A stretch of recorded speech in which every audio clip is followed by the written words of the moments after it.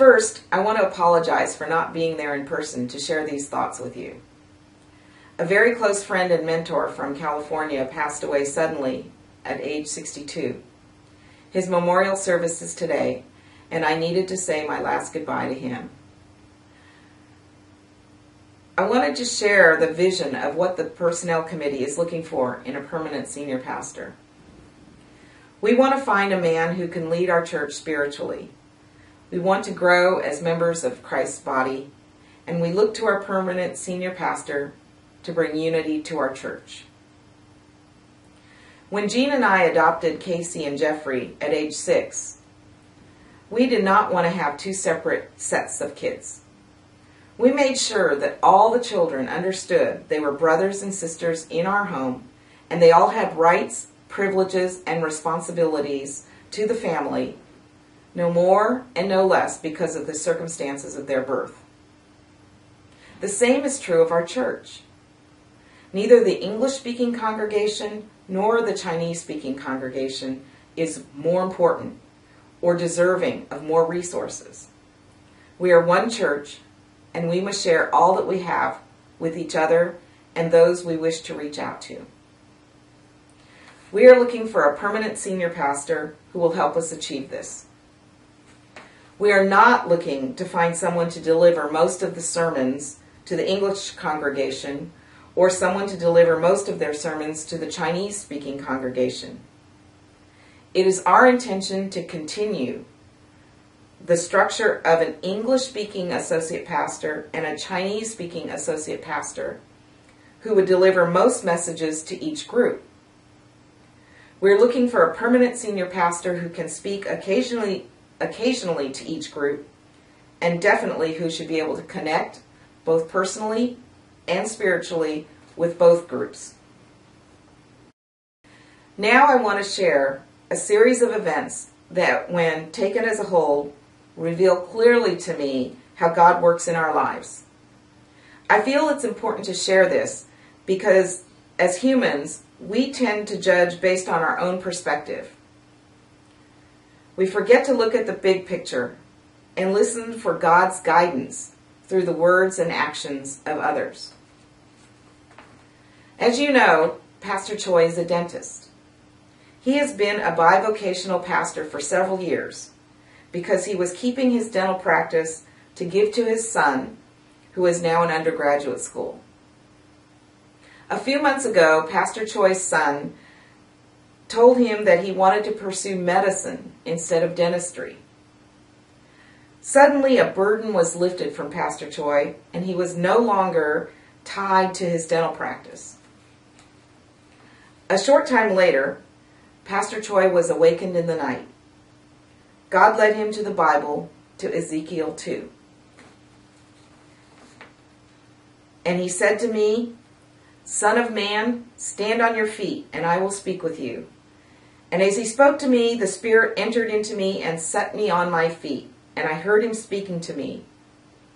And he said to me, "Son of man, I send you to the people of Israel, to nations of rebels who have rebelled against me. They and their fathers have transgressed against me to this very day. The descendants are also impudent. The descendants are also impudent and stubborn. I send you to them, and you shall say to them, 'Thus says our Lord God.' And whether they hear or refuse to hear, for they are a rebellious house, they will know that a prophet has been among them. And you, son of man, be not afraid of them, nor afraid of their words, though briars and thorns are with you, and you sit on scorpions.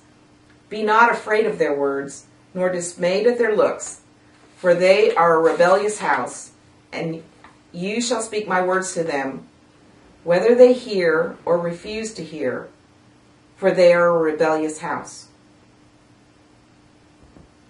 So Pastor Choi went to the computer and found a site with job postings for churches. On the first page of the listing, he found our year-old post for a senior pastor. Interesting that he structured the search so that our posting was on page 1, isn't it? We have had others come to the website and submit resumes. However, Pastor Choi did something different. He called the church and asked for me, so Diana sent me a message to return the call. I admit that if he had sent his resume first, I might not have considered him based on his lack of senior pastor experience. However, I didn't see his resume first. I talked to him first. I spoke to a man who could speak English clearly, Cantonese clearly, at least as far as I could tell, and who was truly led by God. Here was a man willing to give up his dental practice after almost 30 years to follow where God leads him. When I received his resume, I asked the rest of the personnel committee not to judge too quickly based on what was on paper, but rather give a chance to the man behind the paper. We had a video call and decided to invite Pastor Choi to come speak to you. Interesting that Pastor Choi ended up calling first, isn't it? Consider the timing of our increased understanding of doctrine. God's timing is amazing. We are all a little more aware of many issues, and we are able to ask candidates and prospects about theology in a way we've never asked before. Consider the timing of our affirmation of our articles of faith. Consider the timing of Pastor Cherry's decision to leave. None of these have to do with Pastor Choi, or do they? Consider the topic of Pastor Choi's last message to us. Whose interests are you serving?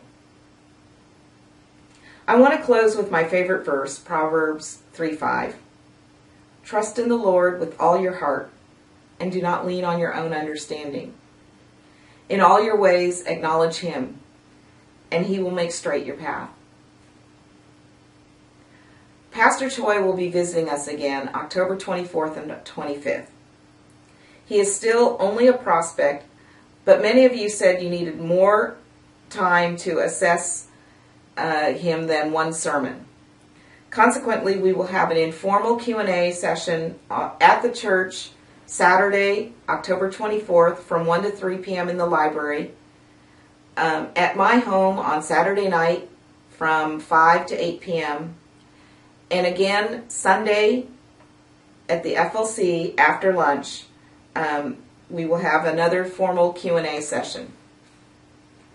Please take time to talk to Pastor Choi and help us determine if he can be the one to unify our church and enable the personnel committee to focus their attention on an English associate pastor. There will be an evaluation form in the bulletin. Please complete it and submit it at the box in the back of the FLC. We need both favorable and unfavorable feedback. We tend to hear only negative feedback, and we are unclear if this represents the congregation or only a portion of the congregation. So we need as much input as possible. Thank you for your attention.